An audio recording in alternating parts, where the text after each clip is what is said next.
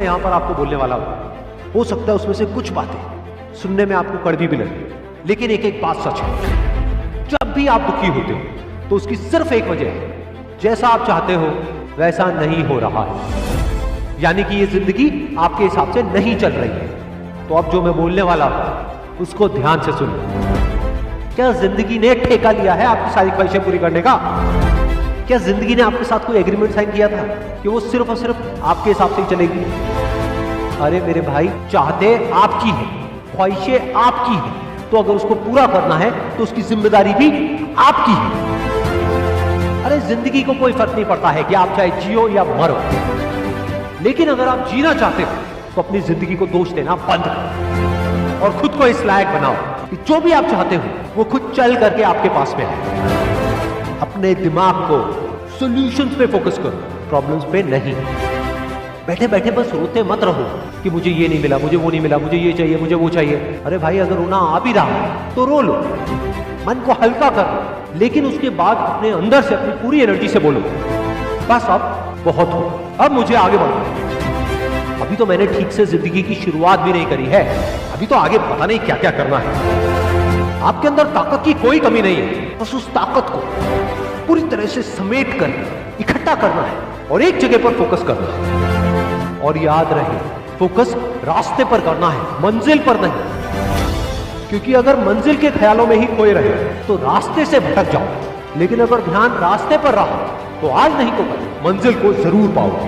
रास्ते में एक नहीं, हजारों मुश्किलें आएंगी, लेकिन चाहे कुछ भी हो जाए, किसी भी हालत में रुकना नहीं है, बस चलते रहना।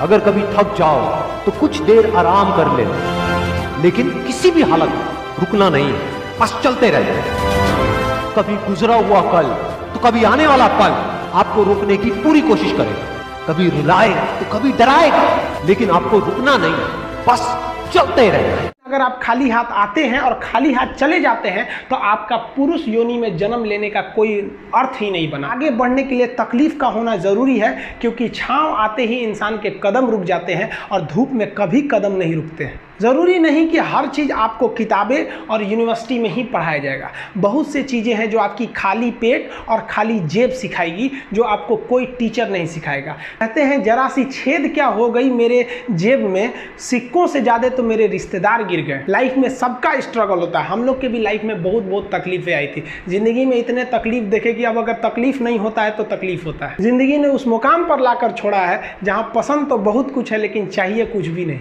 लोग कहते हैं कि खाली हाथ आए थे खाली हाथ जाओगे, गलत बोलते हैं। लोग भले खाली हाथ आते हैं, लेकिन जब जाते हैं तो अपने साथ कुछ संस्कार, कुछ यादें छोड़ जाते हैं। एपीजे अब्दुल कलाम खाली हाथ तो आए थे, क्या खाली हाथ गए? हमारे जितने देश के लोग हैं उन देशवासियों के लिए एक प्रेरणा के स्रोत बन गए। लेकिन अगर आप खाली हाथ आते हैं और खाली हाथ चले जाते हैं तो आपका पुरुष योनि में जन्म लेने का कोई अर्थ ही नहीं बना। अपनी मंजिल को भुला कर जिया तो क्या जिया, है दम तुझ में तो उसे पा कर दिखा। लिख दे खून से अपनी कामयाबी की कहानी और बोल उस किस्मत को कि है दम तो मिटा के दिखा। इसलिए कभी किस्मत को मत कोसिएगा, अपने हौसले से अपनी कहानी लिखिएगा। पसीने की स्याही से जो लिखते हैं अपने हौसले के इरादे, उनके मुकद्दर के पन्ने कभी कोरे नहीं होते। देखिए, शिक्षक और सड़क ऐसी चीज है जो खुद तो अपने जगह पे रहती है और दूसरों को मंजिल तक पहुंचा देती है। जितने स्टूडेंट हैं, आप जागो, आपको हम बताए भी थे, हमेशा बोलते हैं अधिकार कभी मांगने से नहीं मिला, इसे छीनना पड़ेगा। अगर कोई व्यक्ति आपको पहली बार धोखा दिया तो इसमें उस व्यक्ति का गलती है, लेकिन वही व्यक्ति अगर दोबारा धोखा दिया तो इसमें आपकी गलती है। सबसे समझदार होके चलिए और मिजाज में कुछ सख्ती भी रखिए। लोग पी जाते अगर समंदर खारा नहीं होता तो थोड़ा सा सख्ती भी बना के रखना चाहिए। इस दुनिया के कुछ दस्तूर हैं, आप किसी के लिए कितनी भी भलाई कर दे वो याद नहीं रखेगा, ये दुनिया का दस्तूर है। और आपकी गलती को कोई भूलेगा भी नहीं, इसे आप बुरा नहीं मानिए, ये दुनिया का दस्तूर है, इसे आप चेंज नहीं कर सकते। जैसे सूरज पूरब से निकलता है वैसे ही ये चीज़ें होंगी। लेकिन हम आपसे कहते हैं, आप दुनिया में आज कई लोग होते हैं दूसरे को लगते हैं सिखाने, आप क्यों दूसरे को बार बार ज्ञान देने लगते हैं? आप अपने आप को क्यों ज्ञानी समझने लगते हैं? दूसरे को सुधारने की कोशिश मत कीजिए, बल्कि खुद सुधरिए। आपके आपके सुधरने से हो सके कि पृथ्वी से एक बुरा इंसान सुधर जाए। आप समाज में जहाँ भी रहेंगे तो आपके पास बहुत सारे लोग आएंगे, कुछ गलतियाँ भी करेंगे, कुछ अच्छा काम भी करेंगे। जब भी किसी की प्रशंसा कीजिए तो पूरी महफिल में कीजिए कि ये व्यक्ति ने अच्छा काम किया, लेकिन अगर किसी की शिकायत या उसकी आलोचना करना है, उसे डांटना है, तो उसे अकेले में समझाइए और डांटने के बाद उसमें इस तरह से कर दीजिए, उसमें प्रशंसा मिला दीजिए। कोई गलती कर दिया, मान लीजिए आपका छोटा भाई नहीं पढ़ाई किया, गलत कम नंबर लाया, तो उसे डांटिए कि, लेकिन अकेले में डांटिए कि इतना कम नंबर क्यों लाया। फिर उसे उसी में एक पॉजिटिवनेस जोड़ दीजिए, तुम्हारे में इतना मेहनत है, हम इसलिए डांट रहे हैं कि तुम कर सकते थे लेकिन क्यों नहीं किए।